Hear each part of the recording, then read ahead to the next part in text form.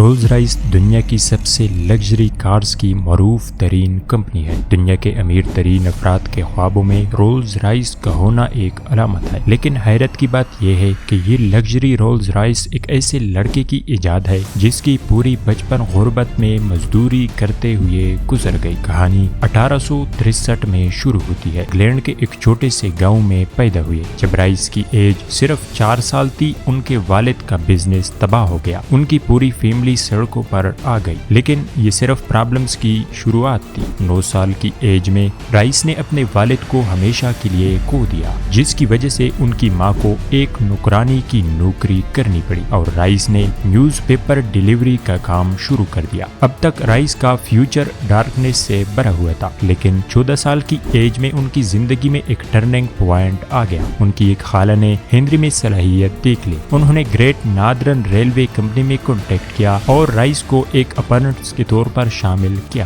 اگلے 3 سالوں میں رائس نے دن رات محنت کی۔ انہوں نے درجنوں بکس پڑھی اور ایک فیکٹری میں کام کیا۔ اس دوران انہوں نے کارپینٹری، جیومیٹری اور الیکٹرانکس کا کام سیکھ لیا۔ 17 سال کی ایج میں وہ ایک مکمل قابل میکینک بن گئے۔ 21 سال کی ایج میں وہ میکسم ویسٹرن نامی کمپنی میں انجینئر کے طور پر کام کرنے لگے، لیکن مالی مشکلات کی وجہ سے یہ کمپنی بند ہونے والی تھی۔ رائس کے پاس بہت سی دوسری کمپنیوں میں کام کرنے کا آپشن تھا، لیکن انہوں نے اپنی خود کی الیکٹریکل انجینئرنگ کمپنی کھولنے کا فیصلہ کیا۔ انہوں نے اپنی 20 یورو کی سیونگز استعمال کی اور مانچسٹر میں ایک چھوٹا سا دفتر قائم کیا، FH رائس اینڈ کمپنی۔ انہوں نے اپنے دوست ارنسٹ کلیئرمونٹ کو شراکت دار کے طور پر شامل کیا، لیکن رائس نے دیکھا کہ الیکٹریکل فٹنگز اور لائٹنگز کی مانگ بڑھ رہی تھی، لہٰذا انہوں نے آرک لیمپ بلب ہولڈرز اور الیکٹرانک بیلز کے ڈورز بنانا شروع کیا۔ یہ کمپنی کی قسمت بدل گئی۔ ایئر 1900 تک کمپنی کی سیلز 25,000 یورو سے تجاوز کر چکی تھی۔ وہ ایک بڑی فیکٹری بنانے کا منصوبہ بنانے لگے۔ سب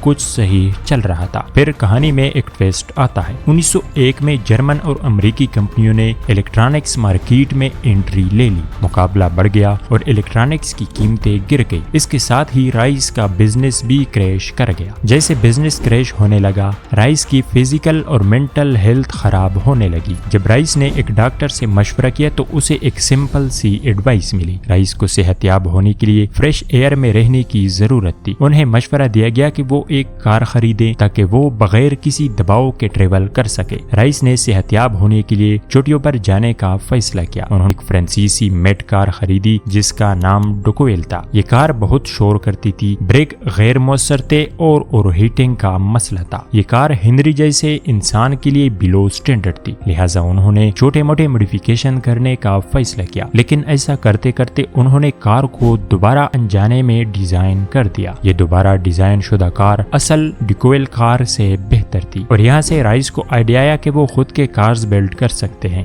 انہوں نے ایک ٹیم کو جمع کیا اور اپنی نئی کار کی ڈیزائننگ شروع کی۔ جب ڈیزائن کا کام کمپلیٹ ہوا تو اسے کاسٹنگ کے لیے ورکشاپ میں بھیجا گیا۔ آخر کار رائس کی 10 ہارس پاور اور 2 سلنڈر کار شپ لینے لگی۔ خاموشی، ہلکا پن، پائیداری اور بھروسے کے لحاظ سے یہ کار بہتر تھی۔ 1 اپریل 1904 کو اس کا روڈ پر ٹیسٹ کیا گیا۔ پہلے ٹیسٹ میں اس نے 50 کلومیٹر کا فاصلہ بغیر کسی مسئلے کے طے کیا۔ رائس نے سیم ماڈل کی مزید 2 کارز تیار کی، انہیں ٹیسٹ کیا گیا اور کچھ موڈیفیکیشن کی گئی۔ انہوں نے عالمی معیار کی کارز بنائی تھی، لیکن انہیں دنیا تک پہنچانے کی صلاحیت نہیں تھی۔ یہاں پر کہانی کے دوسرے ہیرو یعنی چارلز کی انٹری ہوتی ہے۔ رائس اپنی کارز کو ایک نمائش میں پیش کر رہے تھے۔ چارلز رولز نے ان کارز کو دیکھا۔ چارلز رولز کاروں کے دلدل تھے۔ وہ اعلیٰ معیار کی کارز کا کامیاب بزنس کر رہے تھے۔ رولز پہلے ہی ایک ایکسپینسو برطانوی کار بنانے والے کی تلاش میں تھے، لہٰذا انہوں نے رائس سے ملاقات کی اور کارز کو قریب سے دیکھا۔ رولز